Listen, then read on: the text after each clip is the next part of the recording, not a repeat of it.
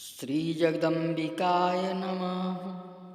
श्री दुर्गा सप्तशती त्रयोदशो अध्याय। सुरथ और वैश्य को देवी का वरदान। ध्यानम। ओम बालार्कमंडलाभासां चतुर्बाहुं त्रिलोचनां पाशाङ्कुशबराभीतिर्धारयन्तीं शिवां भजे। ओम ऋषिवाच। एतत्ते कथितं भूप देवी महात्म्यमुत्तमम्। एवं प्रभावा सा देवी ययेदं धारयते जगत्। विद्या तथैव क्रियते भगवद्विष्णुमायया।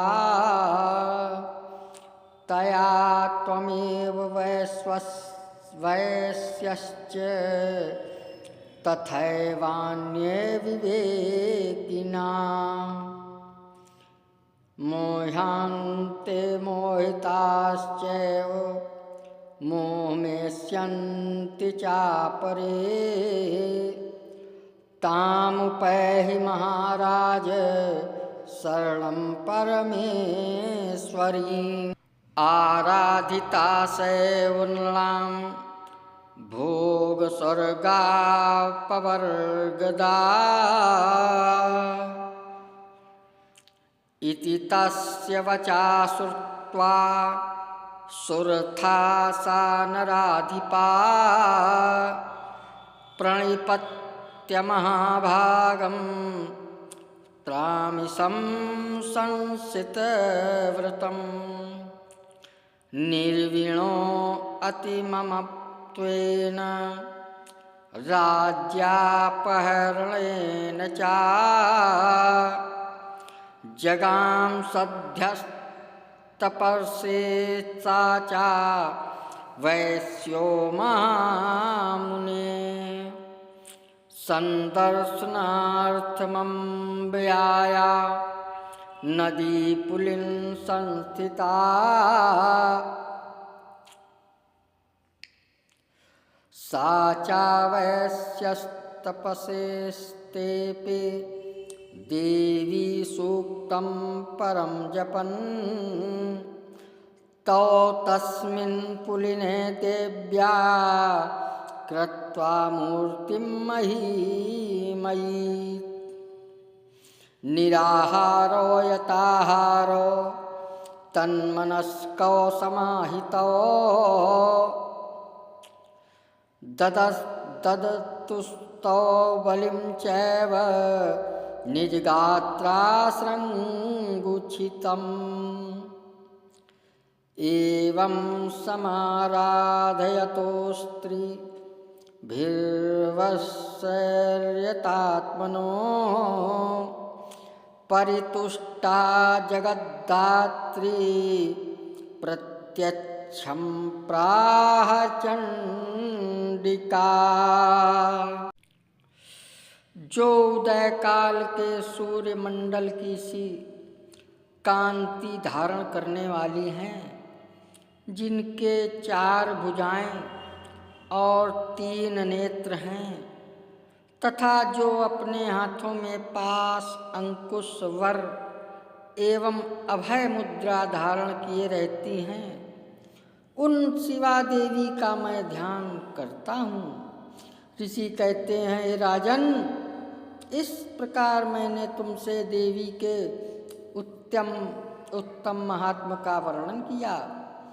जो इस जगत को धारण करती हैं, उन देवी का ऐसा ही प्रभाव है।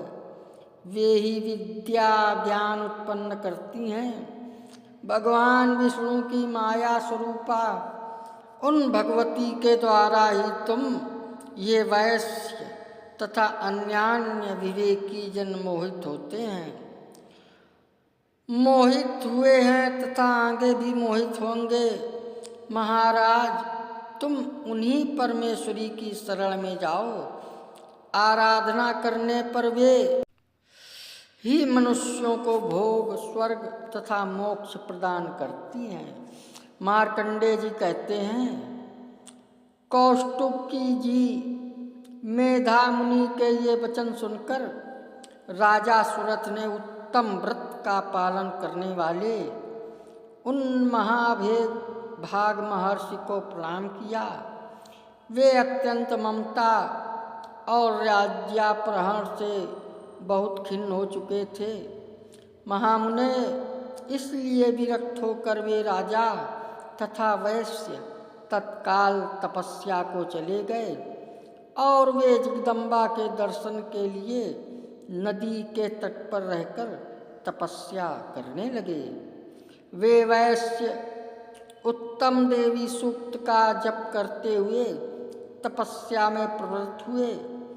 वे दोनों नदी के तट पर देवी की मिट्टी की मूर्ति बनाकर पुष्प, धूप और हवन आदि के द्वारा उनकी आराधना करने लगे। उन्होंने पहले तो आहार को धीरे धीरे कम किया, फिर बिल्कुल निराहार रहकर देवी में ही मन लगाए एकाग्रता पूर्वक उनका चिंतन आरंभ किया। वे दोनों अपने शरीर के रक्त से प्रोक्षित बलि देते हुए लगातार 3 वर्ष तक संयम पूर्वक आराधना करते रहे। इस पर प्रसन्न होकर जगत को धारण करने वाली चंडिका देवी ने शेष अगले पृष्ठ पर, ये था श्री दुर्गा सप्तशती। अगर आप हमारे चैनल में नए आए हो तो सब्सक्राइब करें, लाइक करें, शेयर करें। श्री जगदम्बिकाय नमः।